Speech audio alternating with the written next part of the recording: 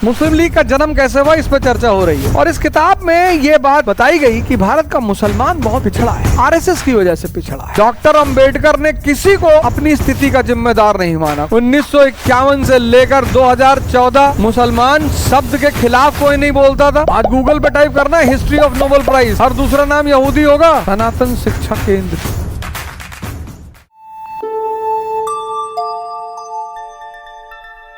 मुस्लिम league का जन्म कैसे हुआ, इस पर चर्चा हो रही है, कैसे मुस्लिम लीग पैदा हुई।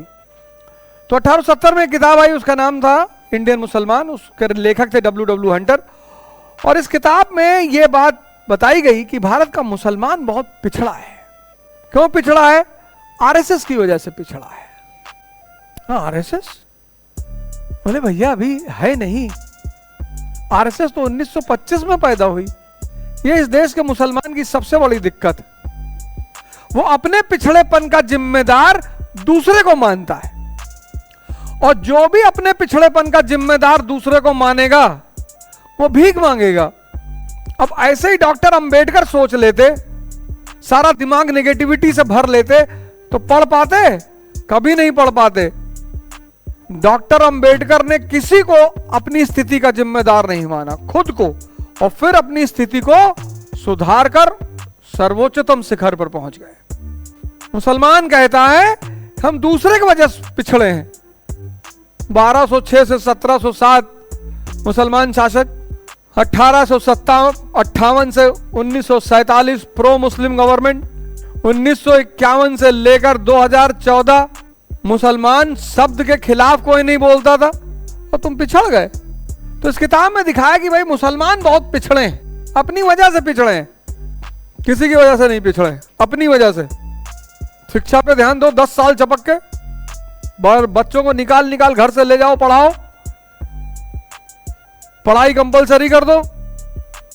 देखो 10 साल के अंदर तुम्हारा पिछड़ापन गायब होता है कि नहीं गायब होता है। आज गूगल पे टाइप करना है हिस्ट्री ऑफ नोबेल प्राइज, हर दूसरा नाम यहूदी होगा। ईरान को एक साइंटिस्ट को मारे थे, रोबोट से मरवाए थे, सब रोबोट स्मगल करा दिया, खुद ही असेंबल कर लिया अपने आप को। इतनी हाइपर टेक्नोलॉजी उनके पास है। हिंदू धर्म परेशान हुआ, पिछड़ा, तो महमूद गजनी ने लूटा, तो फिर हिंदुओं ने रिफॉर्म किया, तब मजबूत हुए।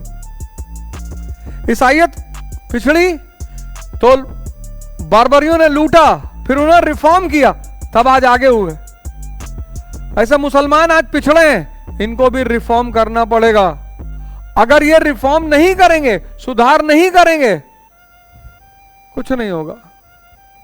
भाई हिंदू पिछड़े थे, कमजोर थे, तभी तो लूटे गए पंजाब से सोमनाथ तक, फिर उन्होंने रिफॉर्म किया, फिर ताकतवर हुए। जो भी पिछड़ा है इसका मतलब कमजोर है, रिफॉर्म कर ले, सुधार कर ले। कल मैंने तुमको तरीका बताया, तुमने लगाया, एक दिन में 1% सुधार हुआ, 10 दिन में 10% हो जाएगा, और 100 दिन में 100%, यानी 3 महीना, 90 दिन मान लो। तो मैं कहता हूं 6 महीना, 6 महीने में क्या हाल हो जाएगा तुम्हारा। तो इस किताब ने कहा, जो किताब थी इंडियन मुसलमान, इसने कहा कि मुसलमान बहुत पिछड़े हुए हैं, गरीब हैं। तो अमरोहा के एक मुसलमान जज थे, उनका नाम था सर सैयद अहमद खान। उनको मुसलमानों की इस कंडीशन पे बड़ी दया आई। सर सैयद अहमद खान, इनको बड़ा दुख हुआ सर सैयद को कि भाई हमारे कौम के लोग पिछड़े हुए हैं, तो हम अपने कौम के लिए कुछ ना कुछ करेंगे। तो इन्होंने सरकार से कहा कि साहब हम अपनी कौम के लिए कुछ करना चाहते हैं। बोले करो। तो 1875 में इन्होंने एक कॉलेज की स्थापना की, 1875। उस कॉलेज का नाम था Anglo Mohammedan oriental college, Anglo Mohammedan oriental college. यही एंग्लो मोहम्मडन ओरिएंटल कॉलेज बाद में बना AMU, अलीगढ़ मुस्लिम यूनिवर्सिटी। दुनिया के एक अच्छे संस्थानों में उसका नाम है, अच्छी यूनिवर्सिटी है अलीगढ़ मुस्लिम यूनिवर्सिटी। तो ये बनी AMU बाद में। 1870 में क्या हुआ, किताब आई। 75 में एंग्लो मोहम्मडन ओरिएंटल कॉलेज की स्थापना हुई, to promote modern education among Muslims, मुसलमानों के बीच आधुनिक शिक्षा का प्रसार। बहुत बढ़िया कदम, बहुत प्यारा कदम, बहुत प्यारा कदम। मदरसा नहीं खोला सर सैयद ने, कॉलेज खोला। और कॉलेज में क्या किया जाएगा? आधुनिक शिक्षा दी जाएगी। किसको? मुसलमानों। दुनिया में जिसका भी कल्याण होगा शिक्षा से ही होगा। कबीर जुल्हा है, लेकिन आज तक पूजे जा रहे हैं सिर्फ ज्ञान की वजह से, सिर्फ ज्ञान। इस दुनिया में जो भी भगवान बनेगा उसमें शिक्षा की भूमिका होगी। 1875 में सर सैयद ने एंग्लो मोहम्मडन कॉलेज की स्थापना की। किसके मदद से की? सरकार की मदद से। सरकार, अगर मैं स्कूल खोलना चाहता हूं, अब यूपी गवर्नमेंट चाहे कल खुल जाए, इतनी जमीनें पड़ी हैं सरकार की, नजूल जिनको बोलते हैं। अभी कल यूपी गवर्नमेंट कहते हैं कि यार ओझा जी तुम ले लो यार, इलाहाबाद चाक घाट के बीच में ले लो 200 बीघा। तो सबसे बड़ा चैलेंज तो जमीन ही है ना। दे दिया 200 बीघा। 12-15 पूंजीपतियों के यूपी को बोल दिया कि पैसा लगा दो यार, 50-50 करोड़ दे दो, 500 करोड़, 200 बीघा जमीन, 500 करोड़ पैसा, 6 महीने में स्कूल तैयार, सनातन शिक्षा केंद्र। अरे भैया जो पैसा देगा नाम भी तो उसी का ही रहेगा, हैं? पैसा जहां से आएगा, जमीन से जहां से आएगी तो उसका नाम तो दिखाई पड़ना चाहिए। नाम से पता चलता है कि पैसा कहां से आ रहा है।